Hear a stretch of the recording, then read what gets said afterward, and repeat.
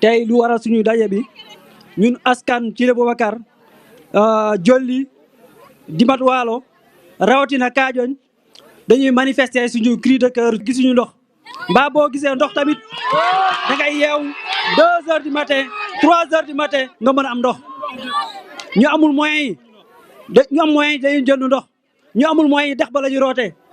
c'est suñu dëkk ñu ñëpp ñu nekk ay biir yu daw ay biir yu métti amul jàngal bu nekk ci ñun tey dégg suñu maire madame Yatt Sow demoon na ba gis monsieur le ministre de l'hydraulique waxtaan ak moom boobu ba léegi si sans suite la moo tax tey ñu dajalo fi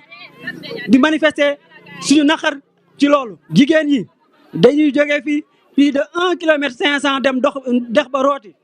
te boo demee dex ba da nga fay fekk ay fas ay mbaam ndox boo xam ne setul moom ngay naan naqar bu nekk bu rëy lañ nekk si Kadiougne tey.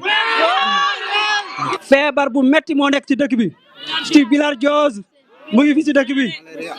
malaria mu ngi fi jaare mu ngi fi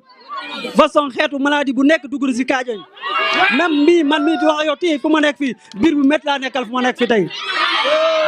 léegi daal lu ñu bëgg comme que tabax forage dafa métti ñu defaral suñu forage Thillé Boubacar bi capacité bi 95 mètres cubes la attanul population bi léegi nañu ko agrandir mu gën a rëy ñu mën a am ndox rek lañ bëgg ndox